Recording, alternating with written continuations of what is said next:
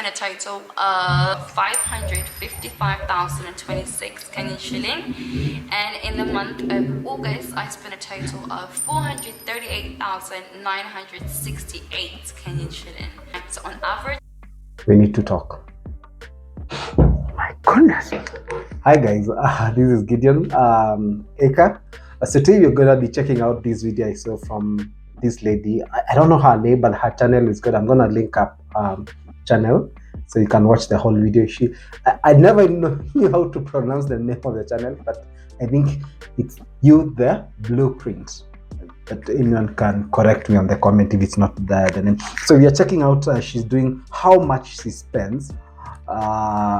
She was spending, I think she actually is not in Nairobi anymore, but she was spending at least 500,000 Kenya shillings per month on her costs, and I'm gonna be reacting to how she spends it. Of course, I think it's quite on the higher side, but let's first hear what she has to say, and then we can go back and just review, and then you can hear a normal living Kenyan reviewing what she's talking about. I mean, we're gonna be looking at whether it's too high, too low, realistic. We're gonna be checking out all those things. So this is Gideon, this is Eka, where we talk about anything and everything real estate. We'll start off with rent, and then we can go from there. All right. my name is Uba, and today's video is going to be about the cost of living here in Kenya, Nairobi. So I've gotten a lot of DMs from people who are planning on moving here that just want to know a little bit about expenses and outgoings. So I thought it'd be great to make a video explaining to you guys how expensive Kenya can actually get sometimes. I've lived in now for 9 months, coming up to a year. I can't believe it. Time really does fly. Before I start, I want you guys to know and take into account that everyone's lifestyle, living standards and budget is going to be different. So this is based on my experience and what I spent in a month here in Kenya. Even for me, it does differ month to month, depending on whether I'm traveling that month or whether I make a big purchase, but essentially the basics do always remain the same, i.e. utilities, rent and things like that. My biggest... I like the fact that she first acknowledged it, and we would like also to acknowledge in terms of the budget or what the cost of living is, obviously it's gonna be different different from different people. So we should not take it because she's spending that sort of amount of money. Do not judge her, because that's her lifestyle. People have different lifestyle, but mine is to come and say, maybe this is on the higher side. You can spend actually on this, and this is what is the normal average person is spending. So it's, for me, that sort of commentary. It's not exactly to just tell her she's living her life. Her life is her own life, so you're not judging on that. You're just saying we're gonna just a different, maybe if it's a different opinion or something that I say, yeah, actually that makes sense. So awesome stuff. Let's jump in. I think on the rent. I think on the first on this she talks about the rent. Okay, let's go. This costs every single month definitely is rent. So when I first moved to Kenya, I was staying in the Kilimani Kileshwa area. I had an unfurnished 2-bedroom apartment and I was paying 70,000 Kenyan shilling. Now I live in the Westlands area and I also have an unfurnished 2-bedroom apartment, but I'm paying 160,000 Kenyan shilling a month. So I am paying rent. Actually, the biggest factor in all of this spending. If she's spending 500,000, so and 160 is going on rent, which means actually half of her income, almost half, is going to rent. Now, this is where I not greatly beg to differ. So for what she's paying, she's actually saying she used to stay in a Kilimani Kileleshwa area, which is actually still more of a Kilimani Kileleshwa is more of a middle income area for Nairobians and even expats who are staying there, which actually she had said is 432, I think, or $432 or 70,000. That, I would agree, is the average price of a 2-bedroom house in Kileleshwa or Kilimani. That is absolutely bang on. Some areas, it's a generally very safe area. Very safe. When she says maybe the degree to which it's safe might differ, but it's generally a safe area.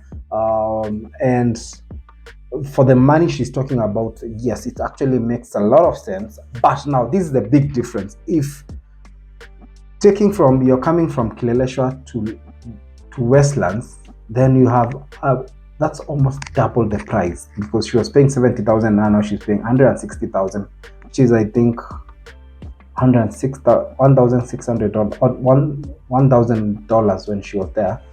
That is actually quite an overkill. That you have actually, to be really honest, that's not even in Kenya. That's not the upper middle class. That's probably upper class. You're living at the best of the best, and those should be one of the most expensive. Not really the most expensive, but it's. I do even believe in some areas, even for that amount of money in Westlands, you could still get extremely decent apartments with gyms and gym with a swimming pool.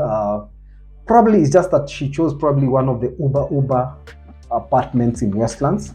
But someone can, on the comments, someone can maybe correct me. But even in Westlands, I think 120, 150,000. Okay, it's still not far from that. But I think even for 100,000, if you go probably for a one bedroom, you still get it, or one bedroom.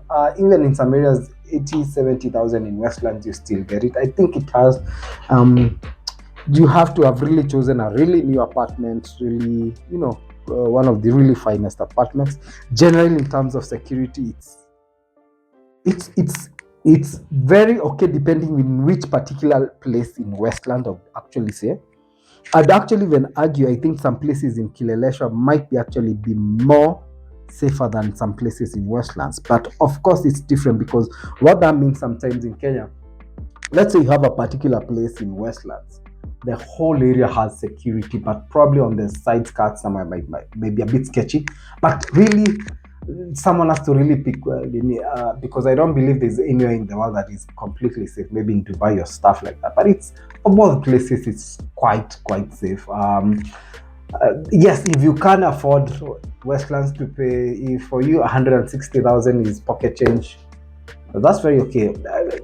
Put it this way: the average Kenyan family, the average salary in Kenya for the middle class, might be wrong, but it should be almost 50 to 60 to maybe 90,000 Kenya shillings at most for the average family. So these are what we'd call here Kenya the middle class, who don't particularly stay probably Westlands or Kileleshwa, but maybe just on the outskirts. And that's a person who is living quite comfortably. I'm not saying it's more than, but you can live not comfortably, well enough. So I'm trying to put it that way so that I can show guys who are interested in coming, like, don't let this 160 put you off. There are definitely places, even in the Westlands or Kileleshwa, which are now become the really expat places. You can get probably even a cheaper house. But for that amount of money, if you go on the slightly outer parts of the city, I mean, you're living on the best of the best apartment. For 160 apartments, if you go on the outskirts of Nairobi, probably for a 2-bedroom, you're talking about 60, with probably not a gym, but probably a very well, not furnished, but really nice 2-bedroom houses. You can get that easily and quite comfortably for 60,000, 60, 80,000, 70,000. You'd get somewhere comfortably, and then spend the rest of the 100,000. You can be going to gyms, because they're also there. They're not in the same apartment, but are there. All right. So in terms of rent, I think we've covered that. So let me hear what other costs she has. And a legit agency to work with to find your perfect home. So my utilities are not included in my rent. I don't pay for gas anymore because I have an electric stove now. However, at my old apartment, I think I bought a gas tank, a 6 kg or a 12 kg gas tank. I don't remember exactly how much it costs, but I think it's between 1,500 to 2,000.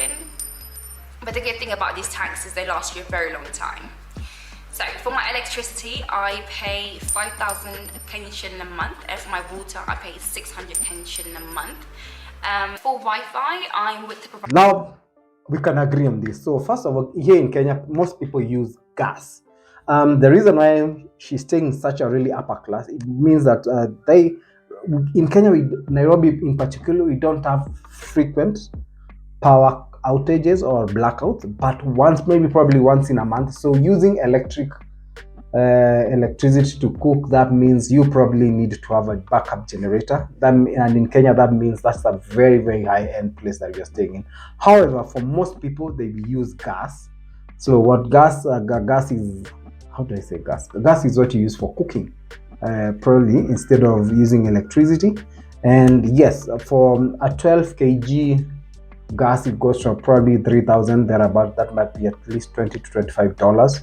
But when she was saying she spends at least 5,000 on Kenya shillings, or probably $30 or so, in terms of $25 to $30 in terms of electricity.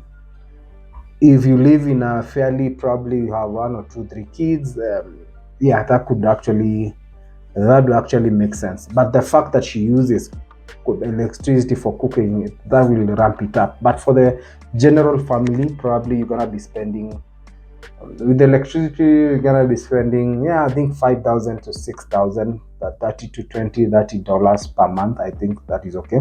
In terms of water bill, she's paying 600 shillings, which is around $4 thereabouts. For a family, probably gonna be paying more, maybe $10 to $12, $15 per month, and that makes a lot of sense. I think that's the normal charges that you'd spend on those utilities. Wi-Fi. A month. For Wi-Fi, I'm with the provider Zuku. They're not the best reliable providers. However, Safaricom doesn't work on my floor, so I had to go with Zuku. And I pay $2,799 a month. Which brings me on to my phone bill. I don't really buy a lot of airtime. At the most, I'll probably spend between 200 to 300 Kenyan. I'm not going to talk back about airtime. I think that's probably more of a lifestyle issue. Airtime that you spend, you can regulate that. But in terms of Wi-Fi, the fact she stay in a really well apartment does not have fiber like Safaricom, which is a Kenyan, one of the Kenyan biggest internet airtime whatever companies. That's very, very, very, very strange. So if you're gonna be living in Kenya, you're using Wi-Fi, you're gonna be charged at least, for most places, 3,000 to 5,000 Kenya shillings. That's probably $15 to $35 per month. And for Safaricom, which is one of the most stable internets, you're supposed to be charged at least $15 to $20 probably, or even less, $15, 3,000 thereabout. For home fiber, which, and it's really good, maybe probably 10 to 20 Mbps. For most people, it's okay. And I think between that range, that's very, very, very, very okay. What she's talking about, Kabisa. We on the same page. And that's about 5,000 Kenyan shillings. So next I want to talk about transport. I can honestly say that transportation here in Kenya is fairly cheap. So they have different forms of transportation. They've got bodas, matatus, and different taxi services. I don't really use matatus. I've only used it once, and I think it was about 50 Kenyan shilling for a trip. Usually I just make use of Bolt and Uber and bodas for short trips. In the month of August, I spent 8,700 on transportation. And in the month of July, I spent 11,680 for transportation. So on average, I spend about 10,000 Kenyan shilling on transport, which is super affordable if you think about it. So my next I would say, from what I've also had other expatriates say, Kenya is fairly a very cheap in terms of transport. In terms of, if you're gonna be using Ubers and Bolt every other time, yes, that can actually quite rack it up. But in sense, most places within Nairobi, you can ride from 200, 300, 500 shillings to 1,000, depending on from one end to the other. So I think that's fairly cheap in terms of hailing cabs. There are other cheaper modes as well. A motorbike is not very cheap, but it can get you through the jam faster. It's not very cheap, but thereabout you can go from one end to the town from 1,000 shillings, which is around $8. If you, and this is what I also now, some of the things that I tell most experts, if you are able to, just take up a bit of courage and use some of the public transport. I know they're very daunting, but if you can, your expenses go way down. You're talking about like a quarter, because for most places in Nairobi, using public transport, you're gonna be using less than $1. And actually most places it's half $1. So you're talking about 50 to 60 shillings. For most places, the farthest places probably 100 shillings, which is still less than $1. And you can do like what most people do. You can go there some places which are, I personally use, if I use matatus, I go to somewhere I can use matatu or public transport. But if it's something that is a bit, that I would rather use a car, because it's maybe in a place like Lelesho, it's fine. It's trying to get the English word to say. It can be far off where there's no easy access to public transport. You can use an Uber. So you can double it up depending on where you're going. Use public transport, then use Uber later, and that will take it way down. One thing I usually tell guys who are coming to Kenya or foreigners is, if you are able to learn the area, like the A's and B's of areas, you can move from one place to the other and just learn a bit of Swahili. That's a code. If you learn a bit of Swahili, you will be okay, because Kenyans usually have this habit of just hiking prices when they hear you're a foreigner. And it doesn't matter whether you're white or black. It doesn't matter. If they know you're a foreigner, they're going to hike the prices. But however, the code is, if you know a bit of Swahili, you just say jambo, habari yako, they'll not probably overcharge you.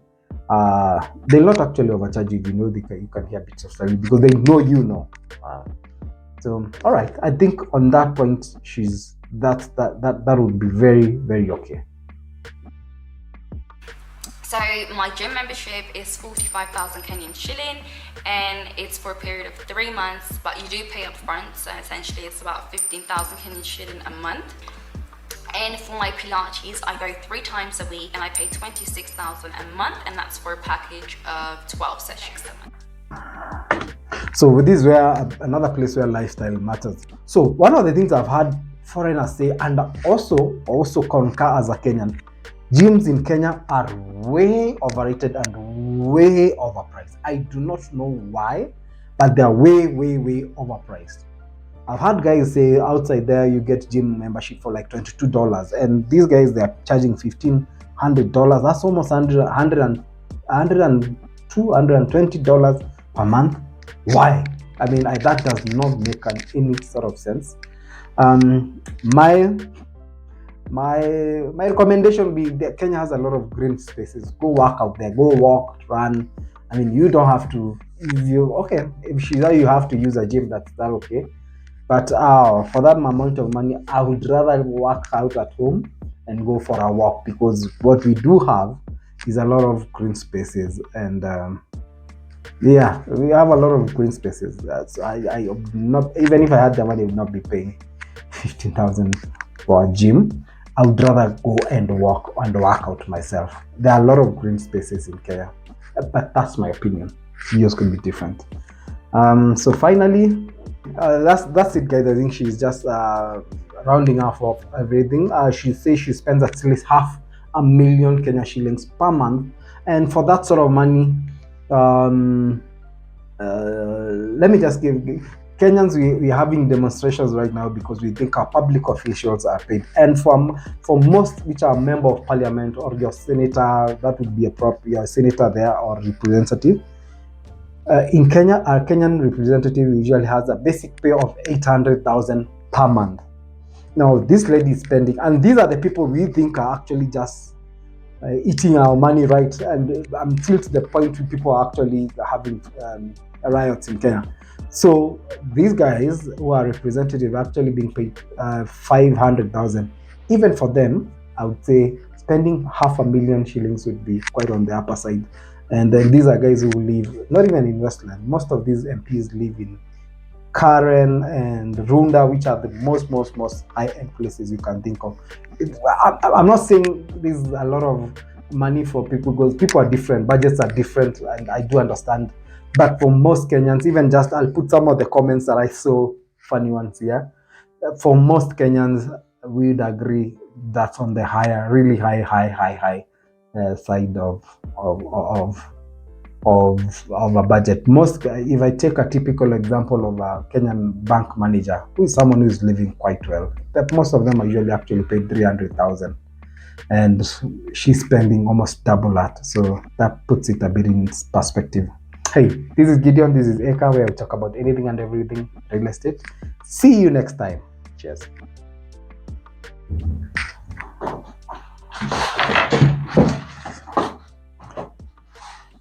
Cheers.